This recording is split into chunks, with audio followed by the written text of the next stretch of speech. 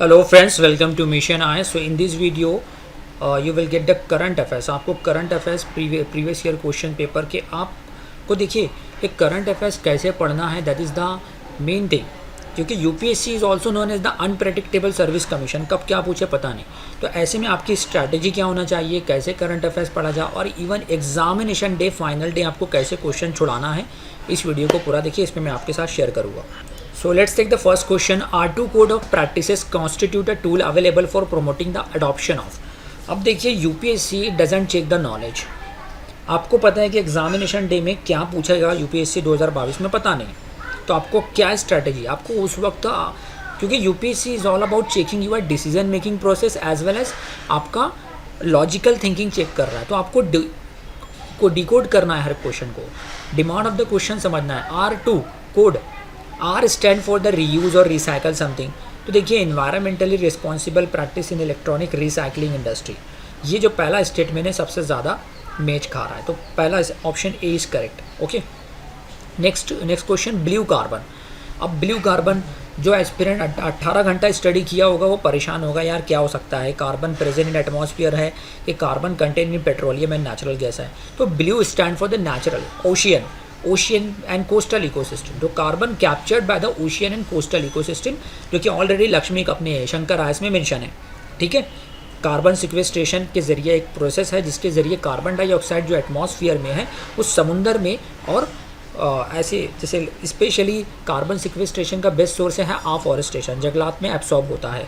तो आगे बढ़ने से पहले, so Unacademy is going to conduct 15 May आने वाले संडे को सुबह 9:30 से 11:30 के बीच में, जैसा कि यूपीएससी के माहौल में एग्ज़ाम में द सेम इन्वायरमेंट में यूपीएससी प्रीलिम कंडक्ट करता है. The same environment Unacademy is going to conduct Unacademy prelim exams का एक मॉक टेस्ट कंडक्ट करने वाला है.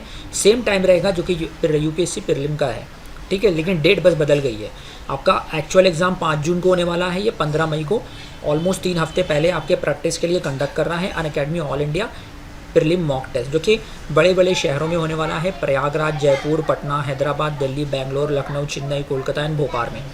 तो इसका डिस्क्रिप्शन में लिंक दिया हुआ है, उस लिंक पे क्लिक करके आप अनअकैडमी डाउनलोड कीजिए और इस कोड को डालना ना भूलिए, MIYT10.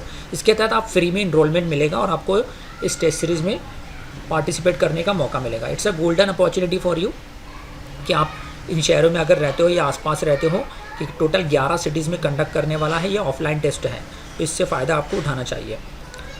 लिंक डिस्क्रिप्शन में दिए हुए है. इसके अलावा अल्ट्रा कॉम्बैट होने वाला है 22 तारीख को, 22 मई को, और इसमें दैट्स आपके पास नॉलेज बहुत है, आपका नॉलेज का यूज़ होना बहुत ज़रूरी है. ठीक है, मेरे लेक्चर्स के, मेरे अनअकैडमी के लेक्चर के ज़रिए जिस पे मैं स्पेशल क्लासेस कंडक्ट करता हूँ, यूट्यूब के लेक्चर के माध्यम से आपने समझ तो लिया होगा कि मेरे ज़्यादातर जो रुझान है आपको पास करवाना है, कि आपको मैं डिफरेंट टिप्स एंड ट्रिक्स देता हूँ जिसके ज़रिए आपका प्रीलिम बहुत आसानी से क्रैक हो सकता है. तो आने वाले 22 मई को अनअकैडमी अल्ट्रा कॉम्बैट होने वाला है, उसकी भी लिंक डिस्क्रिप्शन में दी हुई है. तो इस कोड का यूज़ करके उस लिंक पे क्लिक कीजिए और इस कोड को डालना ना भूलें. इसके डालते ही आप फ्री में इनरोलमेंट मिलेगा. और अगर आप फर्स्ट पोजीशन पाते हो या इनिशियल या लकी पार्टिसिपेंट में होते हो, क्योंकि ऑलमोस्ट 500 लकी पार्टिसिपेंट को Unacademy is going to give 10,000 rupees gift voucher. Okay, तो इस कोड का यूज़ कीजिए इनरोलमेंट करने के लिए. एंड पाथफाइंडर नामी करंट अफेयर जो हो रहा है वो हर सैटरडे को शाम में 5 बजे होता है. तो अगर आप फर्स्ट 3 पोजीशन पा रहे हो तो अनअकैडमी के नोट्स मिलेंगे आपको. तो ये कोड डालना ना भूलें, MIYT10. इसके अलावा डेली स्कॉलरशिप टेस्ट होते हैं, करंट अफेयर्स टेस्ट होते हैं अनअकैडमी पे. तो किसी भी फ्री कोर्सेज में या इवन आप सब्सक्रिप्शन भी लेना चाहते हो तो आपको 10% डिस्काउंट मिल जाएगा अगर आप इस कोड का यूज़ करे होगा. ओके, तो right answer is option A. Blue carbon is the term for the carbon captured by the world's ocean and coastal ecosystem. Now अब इस क्वेश्चन में देखिए, saint Francis Xavier was one of the founding member of the जेसिस order. Okay, अब तीनों ही statement को observe करने के बाद आप क्या नतीजे निकालते हो, कि देखिए keyword is very important. Keyword आपको इशारा करता है कि ये स्टेटमेंट राइट है कि रॉन्ग है.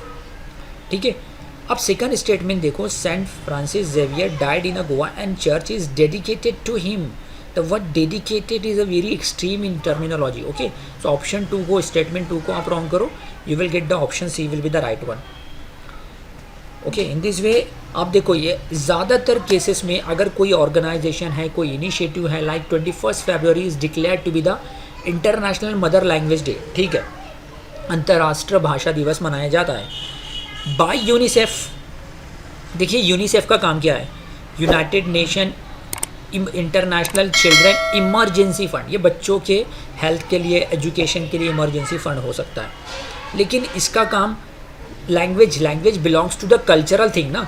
तो हाउ द यूनिसेफ उसने हटा दिया, एक्चुअल आंसर था यूनेस्को, यूनाइटेड नेशन कॉन्वेंशन, और दैट्स यूनेस्को का फुल फॉर्म क्या है, United Nation educational cultural and scientific organization. ये यूनेस्को का काम है, ना कि यूनिसेफ का काम है, ठीक है। तो option first is wrong, so statement first is wrong, so option B will be the correct one. आप पूरी हिस्ट्री देख सकते हो कि 21 फरवरी को लाइक जो बांग्लादेश है वो 1971 से पहले पाकिस्तान का हिस्सा हुआ करता था, जिसका नाम था ईस्ट बांग्लादेश।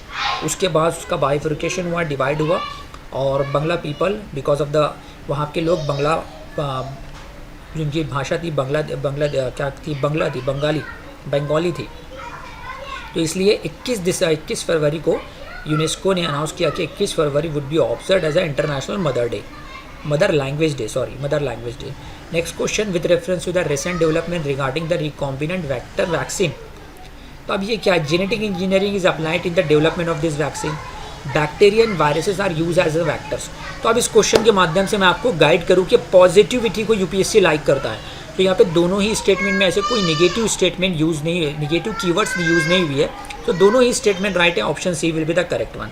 ओके, तो इस तरीके के डेली मेरे लाइव लेक्चर आते हैं अनअकैडमी पर, और डेली वीडियो भी आती है, तो इस चैनल को ज़रूर सब्सक्राइब कीजिए और लाइक करना ना भूलें, और ज़्यादा से ज़्यादा शेयर कीजिए नीडी आईएएस एस्पिरेंट में, ताकि इस ड्यूरिंग दैट कॉस्टली और what we can say that during this COVID-19 period more and more IAS aspirants will be benefited। और thank you, have a nice day. और दैट अनअकैडमी के जो different plans हैं, mock test वगैरह मैंने आपसे को कहा, उसकी लिंक डिस्क्रिप्शन में